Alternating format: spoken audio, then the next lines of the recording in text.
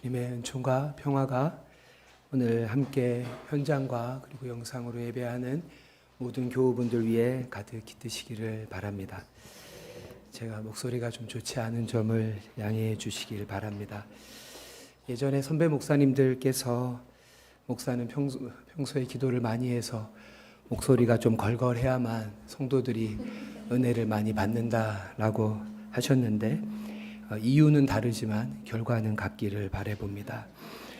오늘은 사경의 2주차이면서 또 예배자 그 사람이라는 주제로 5주간 진행되고 있는 예배 캠페인의 종료를 한 주 앞둔 주일이고 또 23번째를 맞이하는 교회의 생일이기도 합니다. 기억과 역사 그리고 의미가 중첩된 날인 만큼 하나님을 향한 감사와 또 서로를 향한 애틋함이 모여 영혼의 온기가 가득한 시간이 되기를 바랍니다. 우리 좌우에 함께 예배하시는 분들에게 함께 예배함이 기쁨입니다. 이렇게 한번 인사하도록 하겠습니다. 함께 예배함이 기쁨입니다.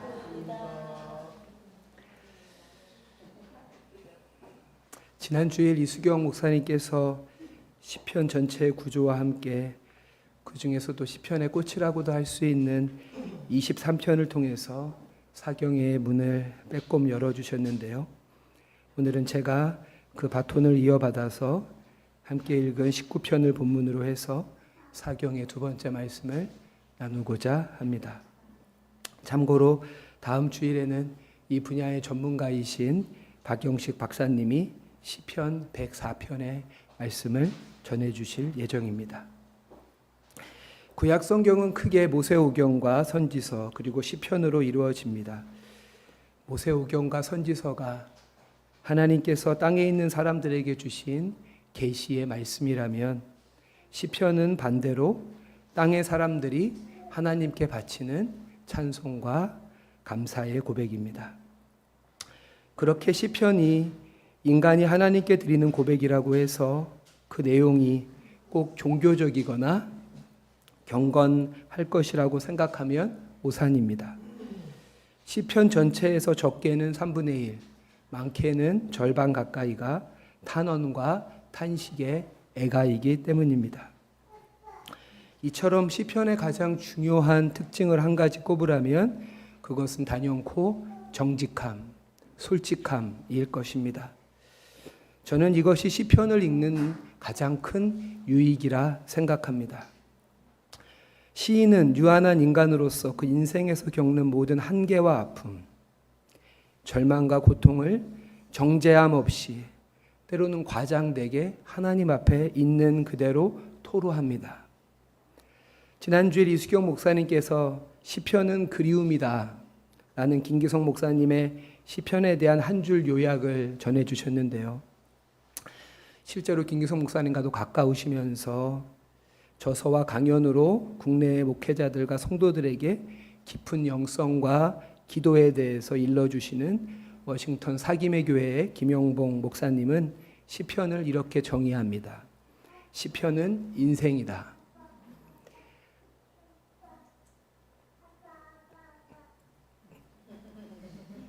시편의 탄식에 나의 고통을 담아 하나님께 올려드리며 또한 시편의 찬양에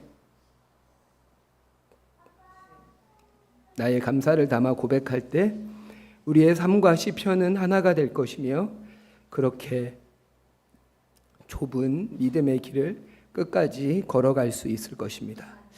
그런 의미에서 이번에 사경의 목적은 아주 단순하고 분명합니다.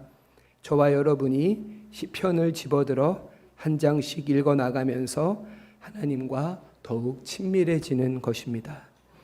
이번 사경회가 우리들에게 그러한 계기가 되기를 바랍니다. 오늘 함께 살펴볼 본문은 시편 19편입니다. 독서 모임의 주교제인 시편 사색의 저자이자 20세기의 위대한 기독교 작가인 C.S. 루이스는 이 시편 19편에 대해서 이렇게 말합니다. 저는 이 시를 시편 중에서 가장 훌륭한 시이자 세계에서 가장 뛰어난 서정시 중 하나라고 생각합니다. 이 시편 19편은 크게 세 부분으로 나누어집니다. 1절부터 6절에는 하늘과 해로 상징되는 자연의 모든 만물이 선포하는 하나님의 영광을, 7절부터 11절은 율법, 고 여호와의 말씀을 통해 전파되는 하나님의 영광을, 그리고 12절부터 14절에는 자연과 율법이라는 하나님의 영광 앞에 선 인간의 반응으로서의 회개가 그것입니다.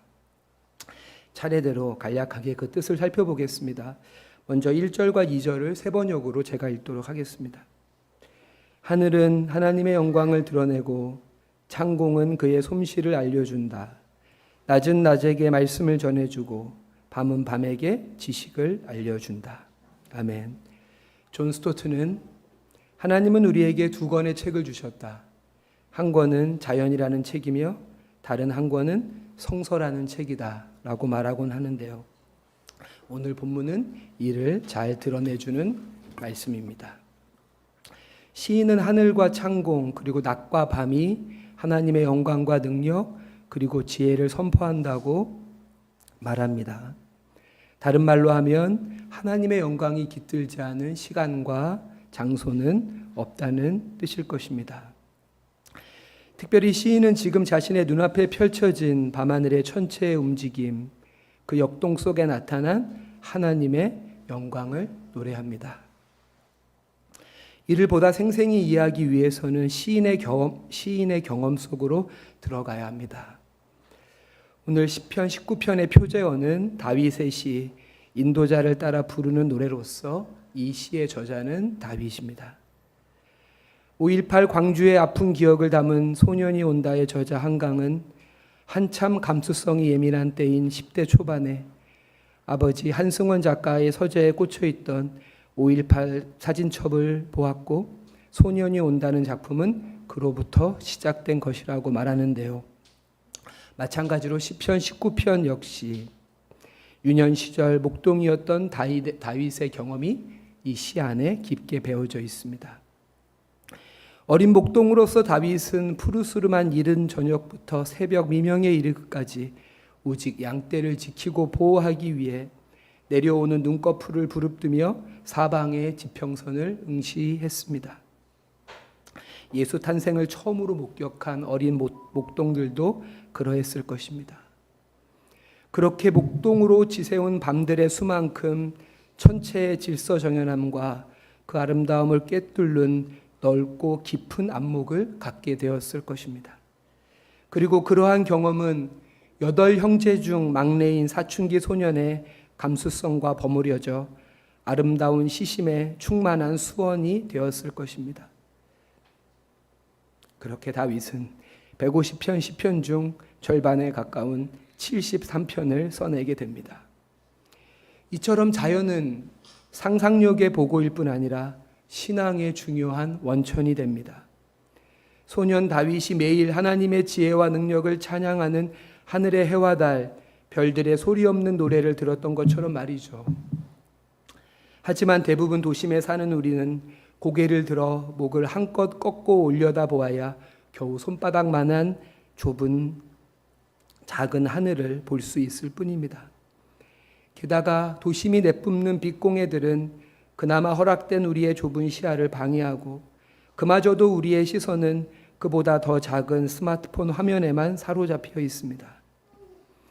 이렇게 오늘 우리는 외부의 요인으로 인해 또 자신 스스로의 선택 때문에 하나님의 계시의 한 축인 자연으로부터 소외된 채 살아갑니다. 그러하기에 우리의 믿음은 아무리 발버둥 쳐도 왜소해질 뿐이며 균형을 잃어가기 마련입니다. 반칠한 시인이 쓴 나를 멈추게 하는 것들이라는 시가 있습니다. 보도블럭 틈에 핀 쓴바귀꽃 한 포기가 나를 멈추게 한다. 어쩌다 서울 하늘을 선회하는 제비 한두 마리가 나를 멈추게 한다. 육교 아래 봄볕에 탄 까만 얼굴로 도라지를 다듬는 할머니의 옆모습이 나를 멈추게 한다. 굽은 허리로 실업자 아들을 배웅하다 돌아서는 어머니의 뒷모습은 나를 멈추게 한다. 나는 언제나 나를 멈추게 한 힘으로 다시 걷는다. 우리가 비록 다윗처럼 반구와 같이 우리를 감싸 안는 천체를 머리에 이고 살 수는 없더라도 갈라진 포도블럭 그 틈 사이에서도 고운 꽃을 피워내는 쓴바귀 한 포기에 경탄하며 또 꽃보다 아름다운 곁에 있는 가족과 친구 그리고 이웃들에 감사하면서 시편의 감수성을 회복해가는 저와 여러분이 되시길 바랍니다. 저는 특별히 시편 19편의 말씀 중에 2절 하반절에 밤은 밤에게 지식을 전하니 라는 표현이 참 아름답게 느껴집니다.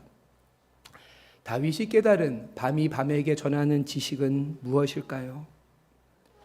앞서 언급한 대로 시인이 몸소 경험했던 이 목동이라는 직업적 현실은 우리가 흔히 생각하는 것처럼 평화롭고 소박하며 서정적인 목가적인 이미지와는 크게 다릅니다. 일례로 야곱은 외삼촌 라반의 양떼를 치던 때의 고생을 이렇게 표현하고 있습니다. 시편 31편 40절인데요. 낮에는 더위에 시달리고 밤에는 추위에 떨면서 눈 붙일 겨를도 없이 지낸 것, 이것이 바로 저의 형편이었습니다. 라고 말하죠. 심지어 역시 유목을 했던 고대 수메르의 격언에는 지친 목동은 자기 어머니도 못 알아본다는 말이 있을 정도입니다. 그렇게 다윗은 양떼를 지키기 위해 밤을 지새는 목동으로서의 경험을 통해 온누리 무생명을 지키고 보호하시며 돌보시기 위해 졸지도 않으시고 주무시지도 않으시는 목자 되신 하나님의 성실하신 사랑을 가리켜 밤이 밤에게 전해주는 지식이라고 하는 것이 아닐까요? 사랑하는 이를 돌보기 위해 특히 아픈 어린 자녀 곁에서 꼬박 밤을 새우고도 다음 날 직장으로 출근하는 부모의 모습을 떠올려 보십시오. 괴테 파우스트에 나오는 낮에 이른 것을 밤이여 돌려다오 라는 대사처럼 낮이 이성과 활동, 생산의 시간이라면 밤은 상상력과 안식 그리고 치유의 시간입니다.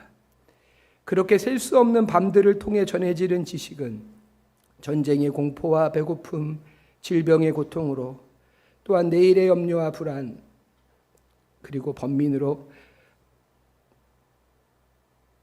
불면의 밤을 보내는 이들을 감싸 안으시고 이들의 슬픔과 눈물, 좌절과 절망 가운데 함께 하시는 하나님의 헤세드를 말하는 것입니다. 성경에서 주로 인자, 인애, 자비로 번역되는 히브리어 헤세드는 그렇게 말랑말랑한 단어가 아닙니다.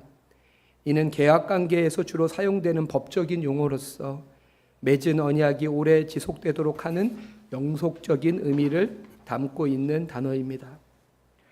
그렇게 저와 여러분을 향한 하나님의 헤세드는 우리가 하나님을 할렐루야로 찬양하고 감사를 고백하는 낮과 같은 빛의 시간뿐 아니라 시편의 대부분의 내용들처럼 하나님을 향한 원망과 분노, 때론 무관심으로 밤과 같은 영혼의 어둠의 시간에도 변함없이 지속되고 있다는 것입니다.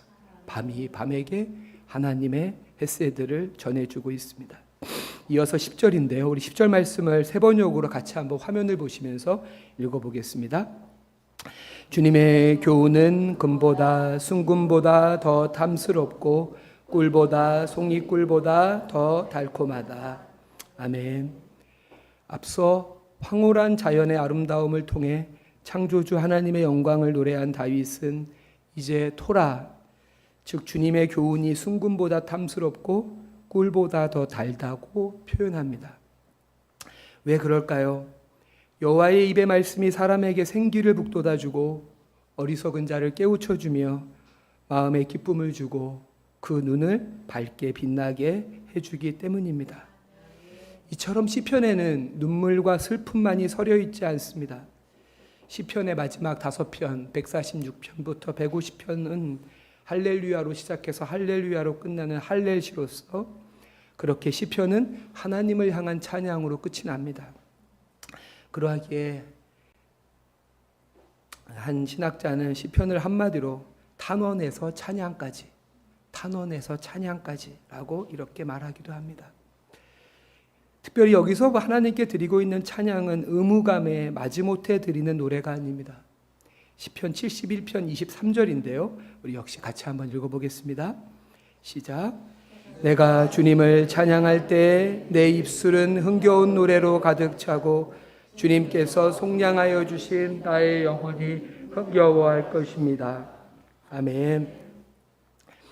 여기서 흥겨워하다로 번역된 히브리어는 라난인데요. 이 뜻은 삐걱거리다란 뜻으로 흥에 겨워 발을 구르고 춤을 추면서 마룻바닥이 삐걱거리는 것을 의미하는 단어입니다. 오벳에돔에 있던 여호와의 법궤가 다윗성으로 돌아올 때 왕이었던 다윗은 목동의 시절로 돌아가 춤을 추며 여호와 하나님을 찬양했다고 말합니다. C.S. 루이스 역시 시편 사색에서 이렇게 말합니다. 제게 시편의 가장 큰 가치는 다윗을 춤추게 만든 하나님을 향한 즐거움이 표현되어져 있다는 데 있습니다. 마지못한 예배 참석과 쉼없이 처진 형식적인 기도 생활에 비하면 시편에는 놀라우리만큼 강력하고 활기 있고 용서 숨치는 무언가가 표현되어져 있습니다. 그러면서 마지막에 한 문장으로 우리 자신도 거기에 간염되기를 바랍니다. 라고 말합니다. 그렇다면 어떻게 다윗은 절망의 깊은 심연에서 흥에 겨운 찬양을 드릴 수 있었을까요? 8절인데요. 역시 우리 8절을 마지막으로 같이 한번 읽도록 하겠습니다. 시작. 주님의 교훈은 정직하여서 마음에 기쁨을 안겨주고 주님의 계명은 순수하여서 사람의 눈을 밝혀준다. 아멘. 다윗이 말한 하나님의 자녀의 기쁨과 밝음, 유쾌함과 쾌활함의 근거는 바로 위로와 소망이 되는 하나님의 말씀입니다. 우리가 그분 앞에서 우리의 거짓 자아를 벗고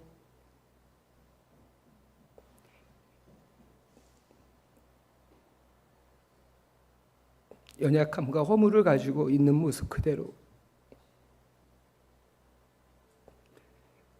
정직하게 설 수 있기 때문입니다. 이를 보다 적극적으로 표현하면 말씀하시는 하나님으로 인한 것입니다.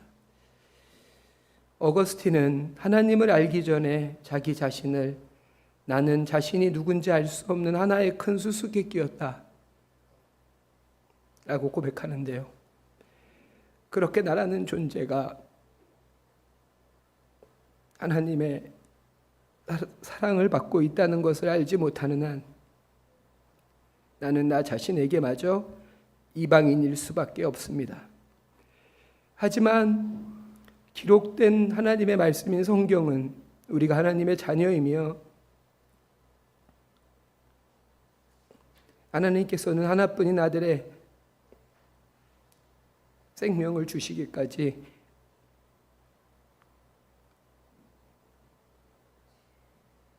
우리를 사랑하시고 또한 성령을 통해 우리 안에 숨은 허물을 들추어내셔서 우리를 하나님의 아들 예수 그리스도를 닮은 그 형상까지 온전케 하실 것이라고, 그렇게 우리가 세상 가운데 하나님의 사랑의 징표로 살아가도록 하시겠다고 약속해 주십니다. 하나님은 지금도 그 백성에게 자연과 양심, 역사를 통해 무엇보다 성서를 통해 말씀하시는 분이십니다. 그리고 그 부르심에 응답하는 이들마다 죄악에서 벗어나 온전케 될 것입니다. 사랑하는 교우 여러분, 하나님의 말씀 앞에 고요히 서는 묵상과 성찰의 삶을 살아가시기 바랍니다. 그렇게 그 말씀 앞에 정직히 내 숨은 죄와 허물을 드러내고 고백할 때 오늘 본문 14절의 말씀처럼 내 입술의 모든 말, 심지어 마음의 생각조차 하나님께서 연락하시는 아름다움을 입게 될 것입니다. 기도하겠습니다. 자비로우신 아버지 하나님, 지난 한 주의 힘겨운 일상을 뒤로하고 모두 하나 되어 주님을 우러르는 복된 날 주심에 감사드립니다. 하지만 주님, 우리가 걸어온 지난 걸음 돌아보면 곧은 걸음이 아니었음을, 갈지차처럼 어지럽기 그지없었음을 고백하게 됩니다. 주님께서는 나를 보내신 분의 뜻을 행하고 그분의 일을 이루는 것이 나의 양식이라 하셨건만 우리는 그 양식을 먹지 못해 영혼까지 파리하기만 합니다. 이제 풀어진 마음의 매듭을 조이고 다시 시작하게 하소서. 말씀하시는 하나님 앞에서는 일상의 경건을 회복해 하소서. 특별히 시편을 통해 영혼의 정직함과 밝음을 되찾고 가까운 이들에게 삶의 생기를 불어넣으며 살게 하소서. 이 모든 말씀 예수 그리스도의 이름으로 기도드립니다. 아멘.